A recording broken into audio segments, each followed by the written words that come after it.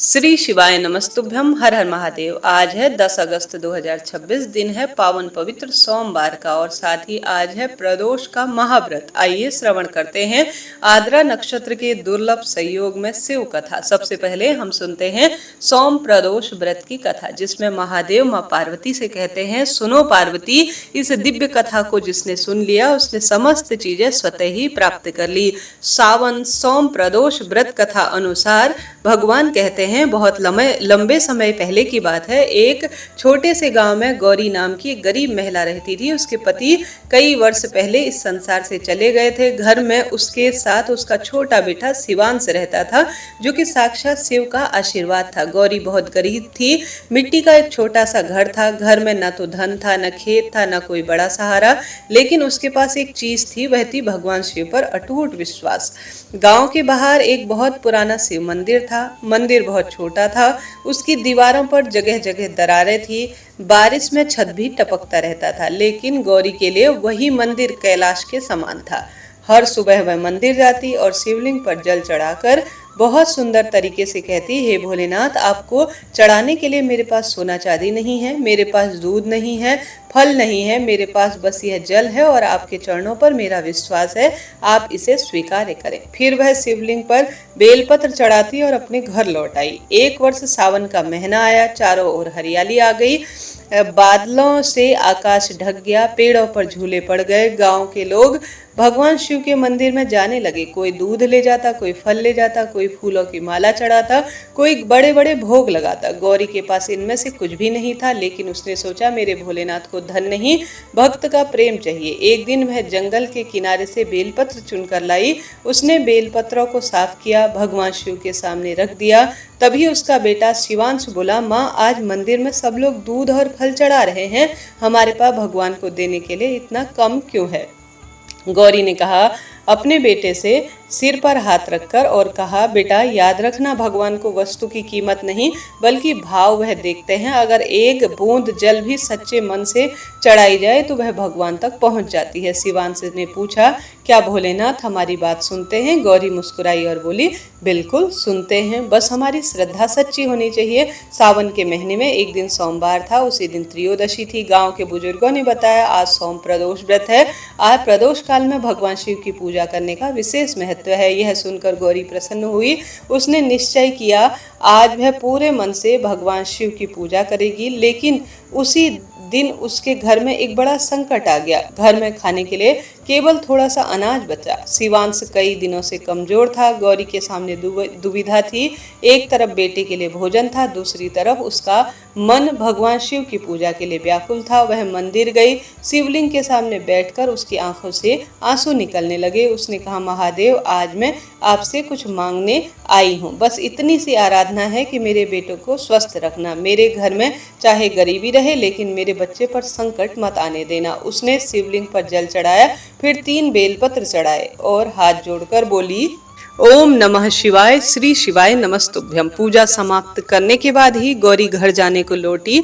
तभी अचानक तेज बारिश शुरू हुई। आसमान से बिजली चमकने लगी। गांव के रास्ते पानी से भर गए। गौरी जल्दी जल्दी अपने घर पहुंची, लेकिन घर पहुंचकर उसने देखा छप्पर से पानी टपक रहा है। घर में रखा अनाज भीग रहा था।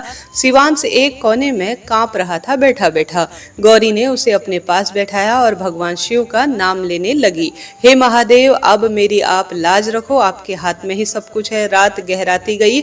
बारिश रुकने का नाम नहीं ले रही थी। आधी रात के समय गौरी को लगा जैसे घर के बाहर किसी ने आवाज लगाई, माँ। गौरी ने दरवाजा खोला। बाहर एक वृद्ध साधु खड़े थे। उनके शरीर पर जो वस्त्र थे वह भीगे हुए थे। हाथ में कमंडल था। चेहरे पर अद्वितीय तेज था। उन्होंने कहा, माता, बहुत भूख लगी है, क्या मुझे थोड़ा भोजन मिल सकता है? गौरी ने घर के अंदर देखा। एक छोटी पोटली में बस उतना सा ही अनाज रखा हुआ था, जिससे अगले दिन वह अपने बेटे के लिए भोजन बना सकती थी। वह कुछ क्षण चुप रही। फिर उसने भगवान शिव को याद किया। उसने सोचा, अगर मैं इस साधु को भूखा लौटा दूंगी तो मेरी भक्ति किस काम की है। उसने अपना बचा हुआ भोजन साधु को दे दिया। साधु ने भोजन किया। फिर उन्होंने शिवांश के सर पर हाथ रखा और बोले, जिस घर में अतिथि के लिए अन्न बचा रहता है उस घर को महादेव कभी खाली नहीं होने देते। गौरी ने साधु को प्रणाम किया। कुछ ही क्षण बाद वह साधु महात्मा वहां से चले गए। सुबह जब गौरी ने आंख खोली तो बारिश पूरी तरह से रुक चुकी थी। उसने बाहर आकर देखा, घर के द्वार पर एक बड़ी सी टोकरी रखी है। टोकरी में अनाज, फल, भोजन की सामग्री थी। साथ ही एक छोटा सा चांदी का शिवलिंग भी रखा था। गौरी आश्चर्यचकित रह गई। उन्होंने गांव वालों से पूछा, यह किसने रखा? किसी को कुछ भी नहीं पता। उसी समय गांव का एक किसान वहां आया। उसने बताया, गौरी, कल रात मेरे खेत में बहुत पानी भर गया था। सुबह देखा तो मेरी फसल का बड़ा हिस्सा बच गया है। मैंने सोचा कि यह भगवान शिव की कृपा है, इसलिए तुम्हारे लिए थोड़ा अनाज भेजा है। गौरी की आंखों में आंसू आ गए। वह समझ गई कि यह सब उसके महादेव की कृपा है। लेकिन उसकी परीक्षा अभी पूरी नहीं हुई। उस दिन गौरी अपने बेटे के साथ मंदिर पहुंची। उसने शिवलिंग के सामने वह चांदी का शिवलिंग रख दिया। जैसे ही उसने भगवान शिव का जलाभिषेक किया, मंदिर के पुजारी ने कहा, गौरी, आज सुबह मुझे एक अद्भुत स्वप्न आया है। गौरी ने कहा, कैसा स्वप्न? पुजारी ने कहा, स्वप्न में भगवान शिव दिखाई दिए। उन्होंने कहा कि सावन के सोमवार के दिन जो भक्त बिना किसी स्वार्थ से मेरी पूजा करता है और किसी जरूरतमंद की सहाय करता है, उसके जीवन में मैं स्वयं आशा का प्रकाश जलाता हूँ। गौरी की आंखों से आंसू बहने लगे। उसके हाथ अपने आप ही जुड़ गए और वह कहने लगी, महादेव, मुझे धन नहीं चाहिए, बस इतनी कृपा करना कि मेरे मन में आपके प्रति कभी भी भक्ति कम ना हो। कुछ महीनों बाद गांव में बहुत बड़ा संकट आया। लगातार वर्षा न होने के कारण गांव में पानी की कमी होने लगी। लोग परेशान हो गए। गांव के लोग मंदिर में जाकर भगवान शिव से प्रार्थना करने लगे। गौरी ने कहा, महादेव, पूरे गांव की रक्षा कीजिए। उसने गांव वालों से कहा, हम सब मिलकर मंदिर की सफाई करेंगे, शिव जी का अभिषेक करेंगे, गरीबों को भोजन कराएंगे। गांव वालों ने मिलकर ऐसा ही किया। सभी ने मिलकर शिव मंदिर की सफाई की। किसी ने जल दिया, किसी ने बेलपत्र दिए, किसी ने भोजन बनाया और सभी ने एक साथ शिव का नाम लिया और ओम नमः शिवाय, श्री शिवाय नमस्तुभ्यम के जयकारे लगाए। उसी रात आकाश में बादल घिराए। सुबह से बारिश होने लगी। गांव के सूखे तालाब भर गए। कुएं से पानी आ गया। लोग खुशी से झूम उठे। गांव के बुजुर्ग बोले, यह गौरी की भक्ति और महादेव की कृपा का फल था। लेकिन गौरी ने कहा, यह मेरी भक्ति नहीं, यह मेरे भोलेनाथ की कृपा है। मैंने तो सिर्फ उनका नाम लिया है।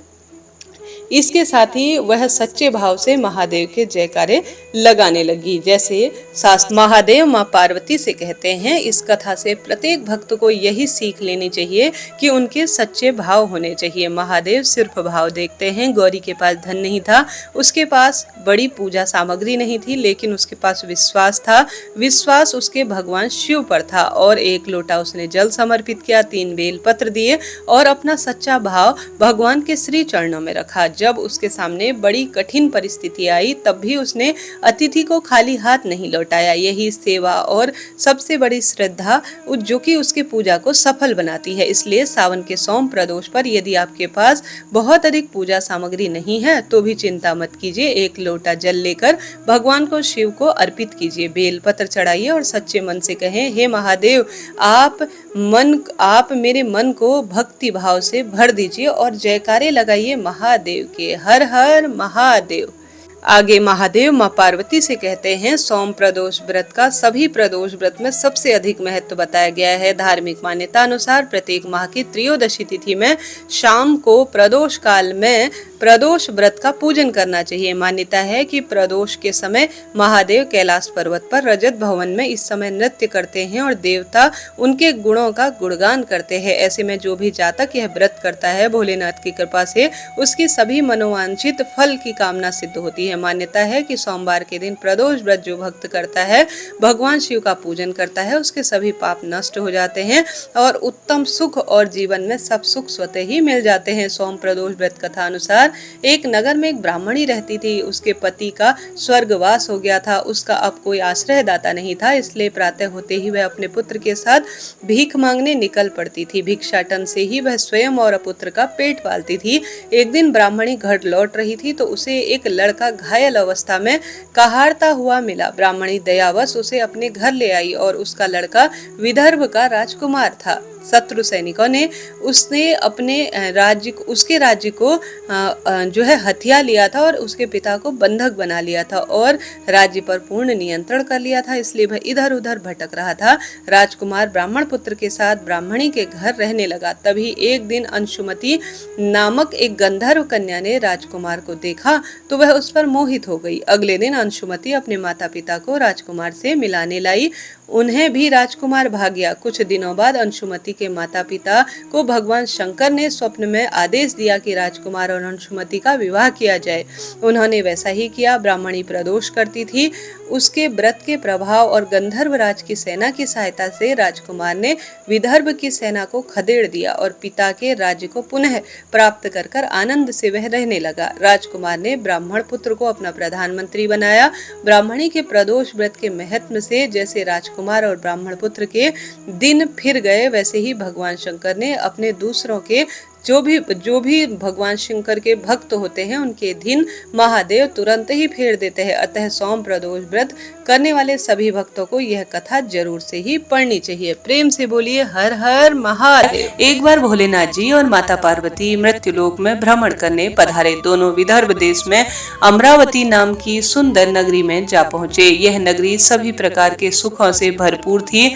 वहाँ पर सुंदर सुंदर शिव जी के मंदिर भी थे। भगवान शंकर देवी पार्वती जी के साथ उन्हीं में से एक मंदिर में निवास करने लगे। एक दिन माता पार्वती ने भोलेनाथ जी के साथ चौसर खेलने की इच्छा प्रकट की। भगवान शिव ने उनकी बात सुन ली और दोनों चौसर खेलने लगे। तभी मंदिर के पुजारी पूजा करने आए। माता पार्वती ने पुजारी से पूछा, पुजारी जी बताओ तो हम में से कौन जीतेगा? पुजारी जी ने कहा, महादेव ही जीतेंगे।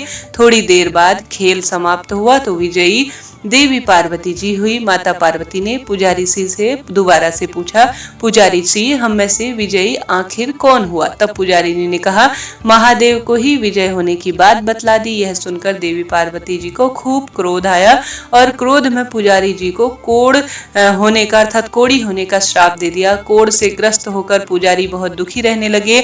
एक दिन देवलोक की अप्सराएं भगवान शिव की पूजा के लिए उस मंदिर में आई। पुजारी जी को कोढ़ की अवस्था में देखकर दया भाव से पूछताछ करने लगी। तभी पुजारी जी ने सारी बात अप्सरा को बता दी। उनमें से एक अप्सरा बोली, आप सभी व्रतों में श्रेष्ठ 16 सोमवार के व्रत करो। इससे शिव जी और पार्वती जी प्रसन्न होंगे और तुम्हारे कष्ट अवश्य दूर करेंगे। पुजारी जी ने इस व्रत की विधि भी पूछी। तब अप्सराओं ने बताया, सोमवार के दिन व्रत रखो, स्वच्छ वस्त्र धारण करो, संध्या और उपासना के बाद आधा किलो गेहूं का आटा लेकर इसके 3 भाग करो। घी, गुड़, दीप, नैवेद्य, पुंगी फल, बेलपत्र, जनेऊ का जोड़ा, अक्षत और चंदन और पुष्प आदि से प्रदोष काल में भगवान शंकर का पूजन करो। 3 भागों में से 1 भाग शिव जी को अर्पण करो, बाकी 2 भाग शिव जी को प्रसाद के रूप में जहाँ पर भी आप पूजन कर रहे हैं वहाँ उपस्थित भक्त जनों में बांट दो। खुद भी 1 हिस्सा प्रसाद का ग्रहण करो। इस तरह 16 सोमवार व्रत करो। 17वें सोमवार को पाव भर पवित्र आटे की बाटी बनाओ, उसमें घी और गुड़ मिलाकर चूरमा तैयार करो। शिव जी को भोग लगाकर उपस्थित भक्तों में यह बांट दो। इसके बाद परिवार सहित प्रसाद ग्रहण करो तो इससे सभी मनोरथ पूर्ण हो जाते हैं। ऐसी बात बताकर अप्सराएं चली गई। पुजारी जी ने अप्सराओं द्वारा बताई गई विधि अनुसार 16 सोमवार व्रत किए, जिसके पुण्य प्रताप से भगवान शिव जी की कृपा से और माता पार्वती की दया से पुजारी जी पूर्ण रूप से रोग से मुक्त हो गए और खूब आनंद से रहने लगे। कुछ समय बाद भगवान शिव और पार्वती जी वापस उसी मंदिर में आए। देवी पार्वती जी ने पुजारी जी को निरोगी देखकर कारण पूछा तो पुजारी जी ने 16 सोमवार व्रत की महिमा बताई। पुजारी जी ने खुद 16 सोमवार व्रत रखने के लिए पार्वती जी स्वयं जो है उस पुजारी की बात सुनकर 16 सोमवार व्रत रखने के लिए तैयार हो गई और इस व्रत को करने से उनके रूठे हुए पुत्र कार्तिकेय जी देवी पार्वती की श्रेष्ठ आज्ञाकारी पुत्र हो गए। कार्तिकेय जी ने जब माता पार्वती से पूछा, माता आपने ऐसा क्या किया जिससे मेरा हृदय पूर्ण परिवर्तित हो गया? किया। तब देवी पार्वती ने 16 सोमवार कथा उन्हें सुना दी। कार्तिकेय जी ने अपने विशेष मित्र से, जो कि कहीं खो गया था, उनसे मिलने की कामना से 16 सोमवार के व्रत किए तो उनका खोया हुआ मित्र उन्हें तुरंत प्राप्त हो गया। मित्र ने इस आकस्मिक मिलन का कारण कार्तिकेय जी से पूछा तो उन्होंने कहा 16 सोमवार का व्रत धारण करने की बात बताई। मित्र ने व्रत की विधि पूछी और स्वयं के विवाह की मनोकामना से 16 सोमवार व्रत धारण करने की इच्छा प्रकट की। इसके बाद कार्तिकेय जी का मित्र एक स्वयंवर सभा में गया तो वहां की राजकुमारी ने आकर्षित होकर उनके गले में वरमाला डाल दी और उन्हें अपने पति रूप में स्वीकार कर लिया। तब राजा ने बहुत सारा धन और सामान देकर उसको विदा किया। अब वह दोनों सुख पूर्वक रहने लगे। जब 16 सोमवार के व्रत का उसकी पत्नी को पता लगा तो उसने पुत्र की कामना से 16 सोमवार व्रत किए। उसके कुछ समय बाद एक अति सुंदर, गुणवान, बुद्धिमान, श्रेष्ठ पुत्र प्राप्त हुआ। जब वह लड़का बड़ा हुआ तो अपनी माँ से 16 सोमवार व्रत की गाथा सुनी। तब उसने भी राज्य अधिकार प्राप्त करने के लिए 16 सोमवार के व्रत धारण किए। एक राजा को अपनी कन्या के लिए योग्य पुरुष की खोज थी। राजा ने अपनी कन्या का विवाह उस सर्वगुण संपन्न पुरुष से कर दिया। राजा के कोई पुत्र नहीं था तो उसने अपने दामाद की योग्यता देखकर उसे राजा बना दिया। राजा बनने के बाद भी वह 16 सोमवार के व्रत करता रहा। 17वें सोमवार आने पर उसने अपनी पत्नी से शिव जी की पूजा के लिए मंदिर चलने को कहा तो उसने दासियों से कहा पूजा सामग्री तो भिजवा दी है लेकिन खुद नहीं गई। अब इधर राजा ने शिव जी की पूजा समाप्त तो की परंतु आकाशवाणी हुई, हे राजा, अपनी रानी को राजमहल से निकाल दे, नहीं तो सर्वनाश हो जाएगा। राज दरबार में आकर सभासदों से विचार विमर्श किया और सर्वनाश के भय से रानी को राजमहल से निकाल दिया। अपने दुर्भाग्य को कोसती हुई रानी नगर से बाहर चली गई। दुखी मन से चलते चलते एक गांव में जा पहुंची। वहां पर एक बूढ़ी माई थी जो कि सूत बेच रही थी। बूढ़ी माई ने दया करके रानी को अपने साथ सूत बेचने के लिए रख लिया। जब से रानी को साथ रखा बूढ़ी माई का सूत बिकना बंद हो गया था। बूढ़ी माई ने रानी से वहां से जाने के लिए कह दिया। अब रानी एक तेली के यहाँ काम मांगने पहुंची। उसी समय तेली के मटके चटक गए, सारा तेल बह गया। तेली ने भी उसे वहां से भगा दिया।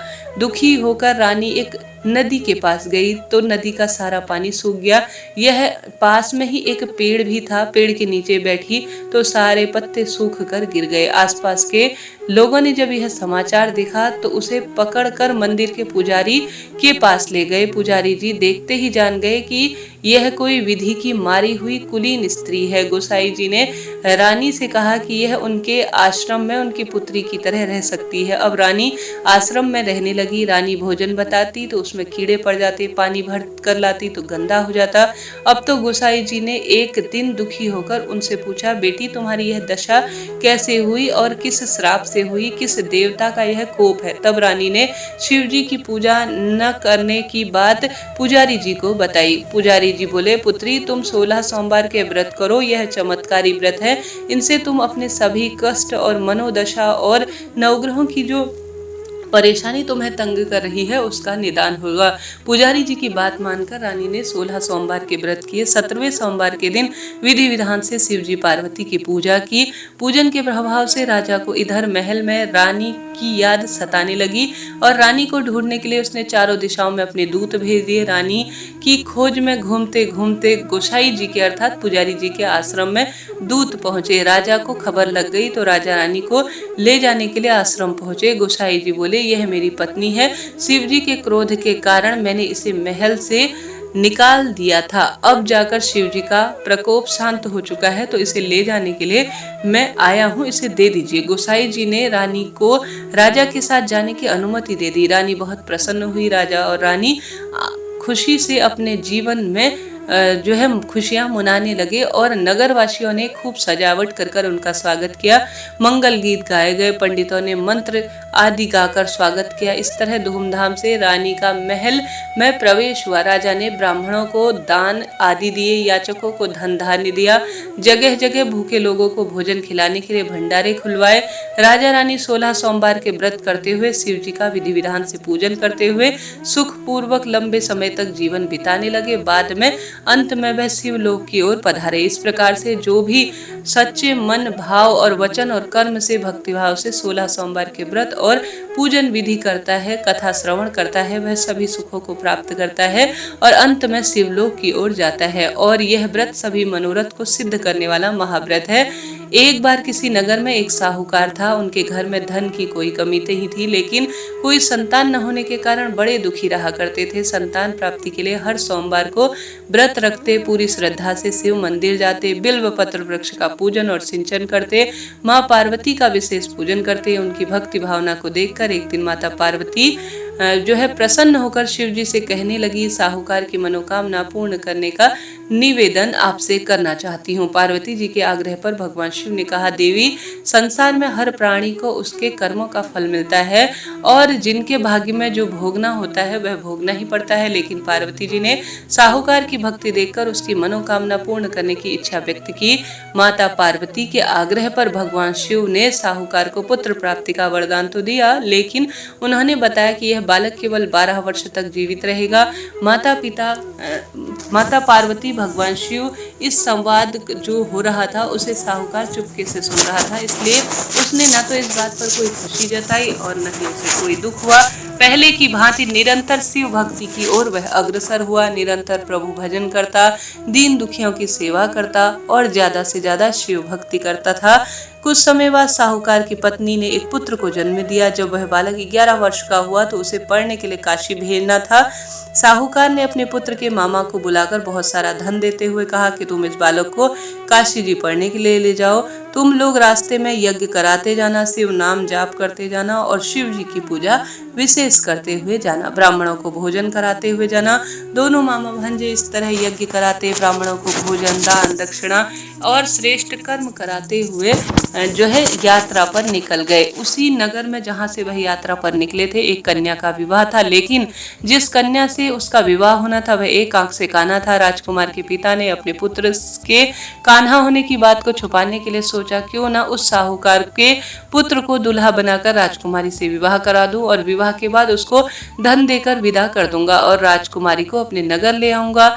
लड़के को दूल्हे के वस्त्र पहनाकर राजकुमारी से विवाह करा दिया। साहूकार का पुत्र ईमानदार था, उसने यह बात सही नहीं लगी, इसलिए उसने अवसर पाकर राजकुमारी के दुपट्टे पर लिख दिया, तुम्हारा विवाह तो मेरे साथ हुआ है, लेकिन जिसके साथ तुम्हें यह विदा करने वाले हैं वह एक आंख से काना है। मैं तो काशी जी पढ़ने जा रहा हूँ। जब राजकुमारी ने चुन्नी पर लिखी हुई यह बात पढ़ी तो उसने अपने माता पिता को सारी बात बता दी।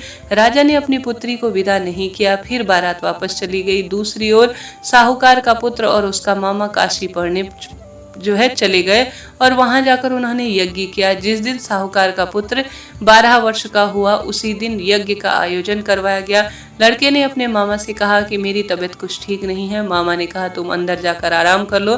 भगवान शिव के वरदान अनुसार कुछ ही देर में उस बालक के प्राण निकल गए। मृत भांजे को देखकर उसकी मामा ने विलाप करना शुरू किया। संयोगवश उसी समय शिव जी और पार्वती उधर से जा रहे थे। पार्वती जी ने भोलेनाथ से कहा, स्वामी, मुझे इनके रोने का स्वर सहन नहीं हो रहा है, कृपया करके इसके कष्ट को दूर कर दीजिए।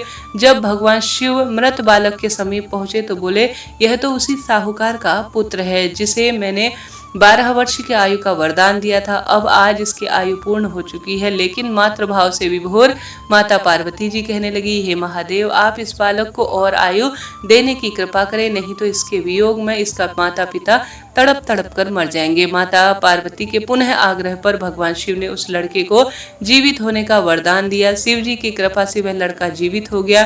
शिक्षा पूरी करके लड़का मामा के साथ अपने नगर की ओर वापस चल दिया। दोनों चलते चलते उसी नगर में पहुंचे जहां उसका विवाह होना था। उस नगर में भी उन्होंने यज्ञ का आयोजन किया। उस लड़के के ससुर ने उसे पहचान लिया और महल में ले जाकर उसकी खूब आओ भगत की और अपनी पुत्री को धूमधाम से विदा किया। इधर साहूकार और उसकी पत्नी भूखे प्यासे रहकर अपने बेटे की प्रतीक्षा करते, शिव पूजन करते और नित्य नियम से सोमवार व्रत करते। शिव उपासना उनका नियम था। उन्होंने प्रण ले लिया था कि अगर उनके बेटे की मृत्यु के आने का समाचार मिला तो वह भी अपने प्राण त्याग देंगे, परंतु अपने बेटे के जीवित होने का समाचार पाकर बहुत वह प्रसन्न हुए। उसी रात भगवान शिव ने साहूकार के स्वप्न में आकर कहा, हे श्रेष्ठी, मैंने तेरे सोमवार के व्रत करने और व्रत की कथा सुनने को लेकर मैं प्रसन्न हूँ। तेरे पुत्र की लंबी आयु का मैं वरदान देता हूँ। इस प्रकार से जो भी सोमवार व्रत करता है, कथा सुनता है, पढ़ता पढ़ाता है, उसके सभी दुख दूर होते हैं और मनोकामना पूर्ण करते हैं। हे माता पार्वती, हे महादेव, जैसे आपने उस साहूकार को संतान दी, लंबी उम्र दी, सौभाग्य का वरदान दिया, शिव लोक दिया, ठीक उसी तरह से आज जो भी इस कथा को सुने, सुनाए और शिव पूजन करे, बिल्व पत्र वृक्ष का पूजन करे, उसके जीवन में सदा सर्वदा कल्याण करना। प्रेम से बोलिए शिव पार्वती की जय। बिल्व पत्र वृक्ष की कथा अनुसार स्कंद पुराण और शिव पुराण में वर्णन आया है कि एक समय माता पार्वती ने भगवान शिव को प्रसन्न करने के लिए कठोर तपस्या की। तपस्या के दौरान माता पार्वती के शरीर से पसीने की एक बूंद मंदार पर्वत पर गिरी। उसी दिव्य बूंद से बेलपत्र का वृक्ष उत्पन्न हुआ। क्योंकि यह वृक्ष स्वयं माता पार्वती के दिव्य तेज से प्रकट हुआ था, इसलिए माता पार्वती के विभिन्न स्वरूपों का निवास बिल्व पत्र वृक्ष में माना जाता है। मान्यता है कि बिल्व पत्र वृक्ष की जड़ में माता गिरजा का निवास है, तने में माहेश्वरी का वास है, शाखाओं में दक्षिणायनी का निवास है, पत्तियों में स्वयं माता पार्वती निवास करती हैं, फलों में कात्यायनी का स्वरूप माना जाता है, पुष्पों में गौरी का वास माना जाता है। इसी कारण बेल का वृक्ष अत्यंत पावन और पवित्र है। चूंकि बेल्व पत्र माता पार्वती का स्वरूप माना जाता है, इसलिए जब भक्त भगवान शिव को बिल्व पत्र अर्पित करते हैं तो वह एक साथ शिव और शक्ति दोनों की पूजा कर लेते हैं। 3 पत्तियों वाला बेलपत्र भगवान शिव के 3 नेत्र अर्थात 3 गुण और त्रिदेव का प्रतीक माना जाता है। ऐसी मान्यता है कि केवल शुद्ध बेलपत्र श्रद्धा से चढ़ाया दिया जाए तो भगवान शिव शीघ्र प्रसन्न हो जाते हैं और मनवांछित फल प्रदान करते हैं। शास्त्रों में खास तौर पर शिव पुराण में लिखा गया है कि भगवान शिव सबसे अधिक मनोकामना पूर्ति बिल्व पत्र वृक्ष के जड़ के पूजन और दीपदान से प्रसन्न होकर पापों का क्षय करते हैं, परिवार में सुख शांति देते हैं, रोग संकट का नाश करते हैं, आर्थिक उन्नति देते हैं और शिवलोक की प्राप्ति कराते हैं। श्रावण मास में बिल्व पत्र चढ़ाने, रोपित करने, दीपदान विधि विधान से पूजन का फल लाख गुना बढ़ जाता है। धर्म ग्रंथों में लिखा गया है, जो व्यक्ति बेल का वृक्ष लगाता है, उसकी सेवा करता है, उसे महान पुण्य फलों की प्राप्ति होती है, पितृ प्रसन्न होते हैं और पितृ दोष से सदा सर्वदा के लिए मुक्ति मिलती है। यदि कोई व्यक्ति सभी तीर्थों की यात्रा नहीं कर सकता तो श्रावण मास में बिल्व पत्र वृक्ष की जड़ में जल अर्पित कर कच्चे दूध से सिंचन करता है तो अनेक तीर्थों के दर्शन के समान फल मिल जाता है। बेलपत्र पौधा घर में लगाने से सकारात्मक ऊर्जा का वास घर में होता है, शिव पार्वती की कृपा मिलती है और सदा सर्वदा खुशियां मिलती है। बेलपत्र अगर आप पूजन करते हैं, शिवलिंग पर चढ़ाते हैं तो बेलपत्र वृक्ष में जो आप बेलपत्र ले रहे हैं वह कटा फटा ना हो, ताजा और स्वच्छ होना चाहिए। 3 पत्ती वाला बेलपत्र सबसे शुभ और श्रेष्ठ माना जाता है।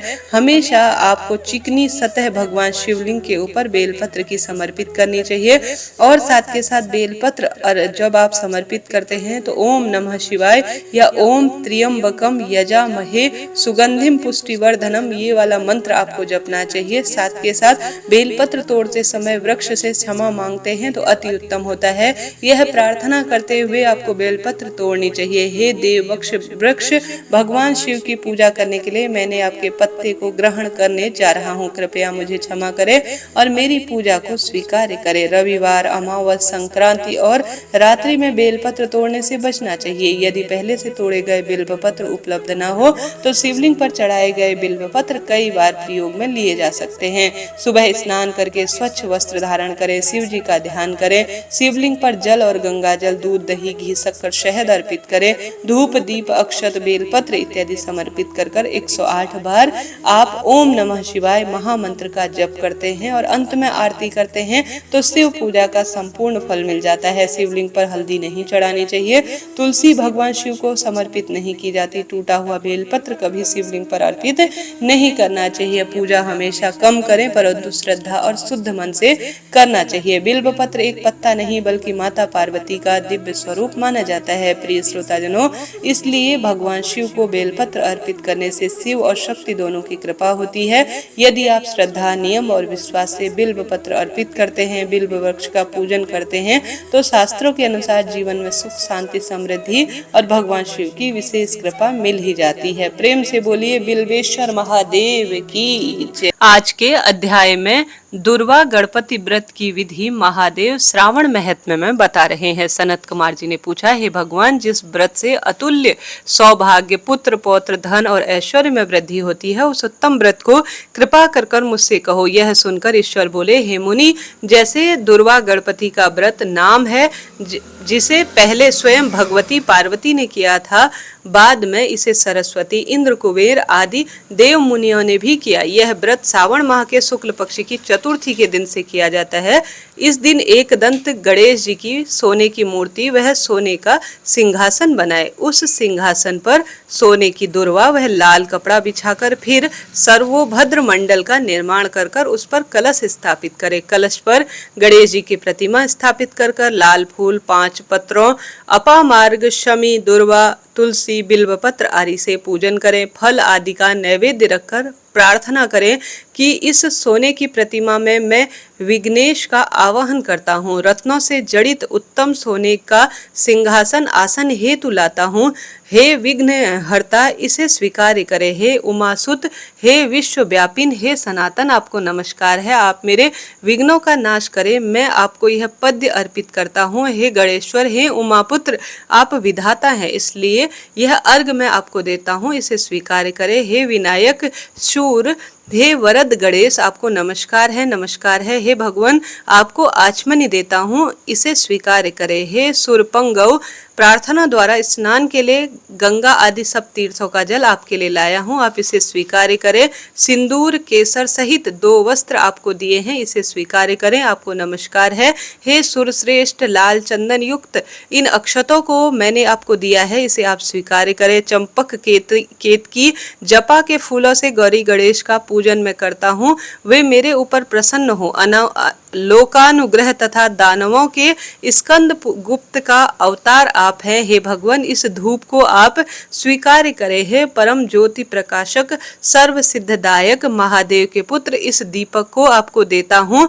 हे गणपति, इस मंत्र के साथ आप अन्न के पान, पकवान और खीर और नैवेद्य का भगवान को भोग कपूर और इलायची युक्त होकर भगवान के मुख में प्रदान करें। हिरण गर्भ स्थित अग्नि के समान सोने के बीज को दक्षिणार्ध आपको दे रहा हूँ, इसे स्वीकार कर मुझे शांति दे। हे गणेश्वर, गणा अध्यक्ष, गौरीपुत्र, मेरा आपके प्रसाद से पूर्ण व्रत हो, इस तरह यथाशक्ति विघ्नेश की पूजा करें। इसके पश्चात पूजन सामग्री आचार्य को प्रदान कर प्रार्थना करें। हे भगवान, मैं ब्राह्मण गणराज को दक्षिणा के सहित आपको स्वीकार करें, आपकी वाणी से मेरा व्रत पूर्ण हो। हे मुनि, इस प्रकार जो प्राणी 5 साल तक व्रत उद्यापन करता है, उसकी सब मनोकामना पूरी हो जाती है। इस व्रत को उद्यापन बिना करने से उसका कुछ भी फल नहीं मिलता। उद्यापन के दिन तिल से स्नान करें। गणेश जी की यथाशक्ति सोने की प्रतिमा बनाकर पंचगव्य द्वारा स्नान कराकर दुर्वा से पूजा करें। फिर गणेश जी, गणाधीश, उमापुत्र और विघ्नहर्ता, विनायक, ईशपुत्र, सर्वसिद्ध प्रदायक, एक दंत, इत्र, वक्त, मूषक वाहन, इन 10 नामों से अलग अलग पूजा करें। पहले दिन अधिवासन कर दूसरे दिन सुबह ग्रह होम पर दुर्वा तथा लड्डू से प्रधान होम करें। पूर्ण आहुति कर आचार्य आदि ब्राह्मणों की पूजा कर उन्हें भोजन कराए। यथाशक्ति बछड़े सहित गौ का दान करें। हे सत्तम, इस प्रकार व्रत करने से प्राणी को सब सुख स्वतः ही मिलते हैं और अंत में सतगति होती है। प्रिय श्रोताजनों, इस तरह से यह आज का महत्व है। हर हर महादेव।